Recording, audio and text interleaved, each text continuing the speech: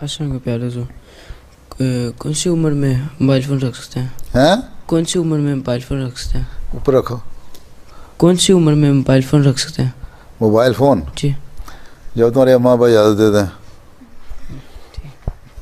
हैं? तुम्हारे अम्मा अब्बा जब इजाज़त देते हैं वो फैसला करेंगे तो उन्हें मोबाइल फ़ोन क्या करना है। बाज़ दफ़ा स्कूलों के बच्चे दूर जाते हैं तो 7वीं 8वीं क्लास में 12-13 साल की उम्र में बच्चों को फ़ोन दे देते हैं माँ बाप।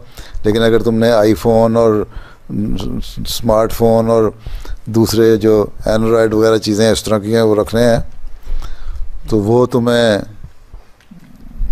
अगर सिर्फ ऐप्स देखने के लिए रखने हैं ना तो तुम गलत कामों में पड़ सकते हो, इसलिए अम्मा अब्बा तुम्हें रोकते हैं।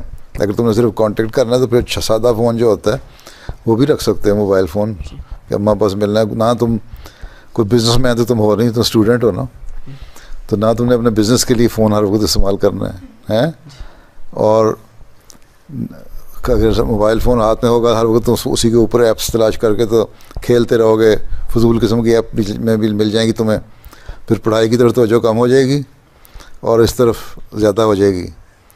बल्कि वो कहते हैं कि जब से ये फ़ोन आए हैं ना, ये जिनमें ऐप्स होती हैं, उस वक्त से एक्सीडेंट भी बढ़ गए हैं।